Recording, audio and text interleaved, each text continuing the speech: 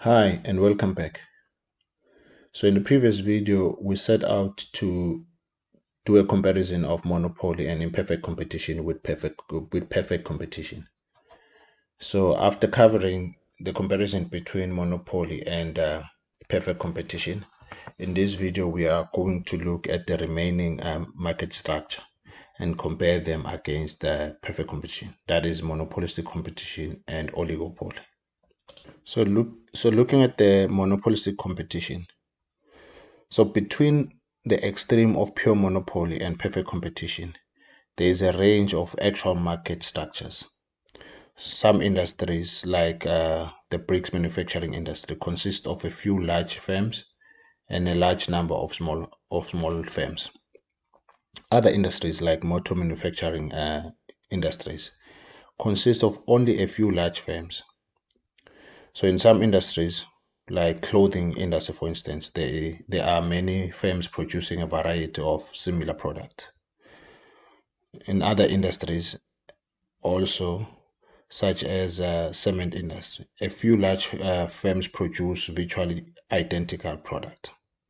So one type of market in the spectrum between the extreme of a perfect competition and monopoly is monopolistic competition. So as the name says for itself, monopolistic competition combines the certain features of monopoly and perfect competition. So in a monopolistically competitive market, a large number of firms produce similar but slightly different products, whereas both monopolist and perfectly competitive firms produce homogeneous or standardized or identical products. Monopolistically competitive firms, on the other hand, produce heterogeneous products or simply differentiated products. So the act of making a product that is slightly different to the product of a competing firm is called product differentiation. So since in actual firm, a pure monopoly can exist only if the products are unique. If they are close substitutes for the products of a firm, that firm cannot be regarded as a monopolist, since it then has to compete against the firms producing close substitute for its product. So most products, however, are not regarded as absolutely identical by all consumers. So when there are different varieties of product, the product is called differentiated product. A good example of a product that can be regarded as a homogeneous or heterogeneous, depending on consumer taste or preference, is petrol. In South Africa, the price of petrol is fixed by government, and there is therefore no price competition. Some motorists believe that petrol is a homogeneous good and are therefore willing to fill up at any convenience service station. Others, however, prefer certain brands like Sasol, Caltex, or Engine, and always try to purchase the petrol from that particular brand.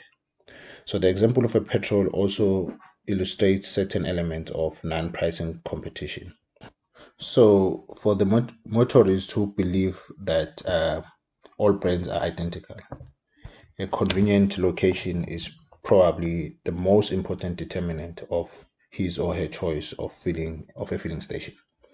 So petrol companies therefore compete to obtain the best possible site. But petrol companies also try to differentiate their product and to create consumer loyalty.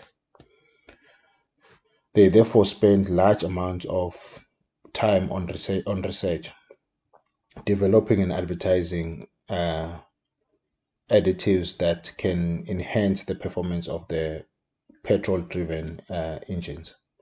So each company wants to create the impression that its product is technically superior to the similar product of other companies. So because of this, they therefore spend massive amount of money on advertising and other marketing strategies. So this example goes to show that even in cases where the price of the product is fixed, competition can be fierce. So we have seen that there are sometimes price competition, and there are competition even when there is a non-price or price is not the fact. So the silent features of the monopolistic competition, which are basically the conditions of a monopolistic competition that we summarized in table 9.1 in the previous chapter. So we look at 4 of them. One is that each firm produces a distinctive differentiated product. Secondly, each firm therefore faces a downward sloping demand curve for its particular product. There are also a large number of firms in the industry. And lastly, there are no barriers to entry or exit. So the essential difference between monopolistic competition and monopoly lies in the barriers to entry. Whereas entry is not restricted under monopolistic competition, it is completely blocked in the case of a monopoly. On the other hand, the essential difference between monopolistic competition and perfect competition is found in the nature of the product. While monopolistic competition produces differentiated or heterogeneous product, perfectly competitive firms produce identical or homogeneous product. The next step is to look at the equilibrium of the firm under monopolistic competition. So as we move away from the extreme of perfect competition and monopoly to the market structure that occurs most frequently in the economy, it becomes increasingly difficult to formulate general theories of the behavior of the firm. So it is impossible, for example, to construct a general theory or model of monopolistically competitive industry. So although there is a market for, say, women clothing differentiated product supplied by a large number of firms, there is no single product or single market price in the market. Instead, there is a range of similar products and a range of prices. Nevertheless, we can still analyze the equilibrium of a representative firm under monopolistic competition in both the short run and the long run. The short run equilibrium of a monopolistically competitive firm is illustrated by this figure here. So, like a monopolist, the monopolistically competitive firm faces a downward sloping demand curve, shown here. So this is a demand curve for its product, which is also the average revenue, as indicated. So this curve represents both the demand curve and the average revenue curve. The only difference with the monopolist is that the price elasticity of demand is larger, since there are many close substitutes for the product of the firm. The firm's marginal revenue is also downward sloping, as shown here by this yellow curve. And in a case that the average revenue is a straight line, as we can see, it is a straight line. It lies halfway between the price axis here and that average revenue curve, or we can call it the demand curve. Profit maximization is at the quantity where marginal revenue is equals to marginal cost. So the short run profit maximization quantity is given by Q1 here, for which the monopolistic competitor charges a price of a price unit of P1. So the economic profit per unit of product is the difference between the average revenue here, say that's A, the average cost here, say B. So the difference between A and B represents the economic profit per unit of production when the production is Q1. So the firm's total economic profit is indicated by this shaded rectangle or area there. So this short run equilibrium cannot be sustained in the long run. The economic profit attracts new entrants, and as new firms enter the industry, two things will happen. So first, the demand for the product of the original firm will fall. Graphically, this will be illustrated by a leftward shift of the firm's demand curve and the corresponding leftward shift of the marginal revenue curve. So secondly, the demand curve for the product of the firm also becomes more price elastic since there are now many close substitutes for the firm's product than before.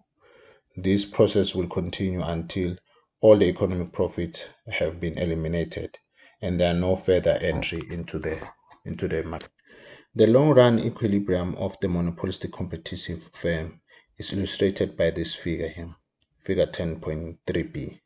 The only possible equilibrium in the long run is where the individual firms produces a quantity of QE there, at which the average revenue is equals to the average cost.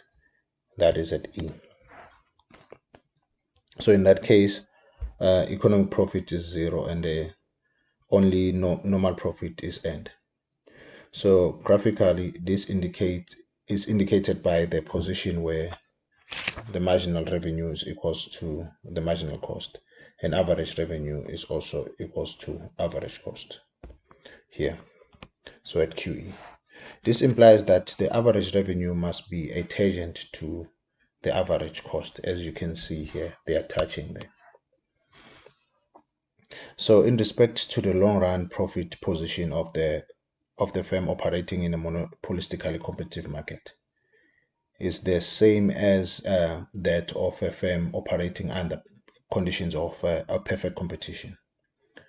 However, for the reasons we mentioned earlier, it is not possible to construct a diagram that illustrates the position of the industry under conditions of a monopolistic competition, as can be done in the case of perfect competition, as we shown earlier in the chapter. So, like a monopolistic firm, a monopolistically competitive firm could make economic profit, normal profit, or an economic loss in the short run. However, in the long run, the monopolistically competitive firm earns a normal profit only. Another type of market structure is the oligopoly. So the word oligopoly comes from a Greek word oligoi, means few, and polein, meaning sell. So under oligopoly, a few large firms dominate the market. So when there are only two firms in the industry, it is called a duopoly. So the product may be homogeneous, but it is mostly heterogeneous. So in a case when the product is homogeneous, the market is described as a pure or homogeneous oligopoly. And when the product is heterogeneous or differentiated, the market is called a differentiated oligopoly. So oligopoly is the most common market form of modern economies. So when people talk about big business and market power, they are usually referring to this type of a market structure known as oligopoly rather than monopoly. The main features of oligopoly is the high degree of interdependence between the firms. Interdependence refers to the degree to which the actions of the firms affect the actions of the other firm. So under oligopoly, there are a few suppliers that each firm is affected by the actions of the other firm. Another important feature of oligopoly is uncertainty. This is related to the interdependence among the firms because the firms are interdependent and no firm can ever be certain of the policies of their competitors. The firms operate in an uncertain environment. And the third key feature is the barrier to entry, which may be varying from industry to industry. So oligopolies use the strategies of collusion and competition to increase profit, since their profit depends not only on their own actions, but on the actions of other firms' actions. And the conditions for successful collusion are listed here.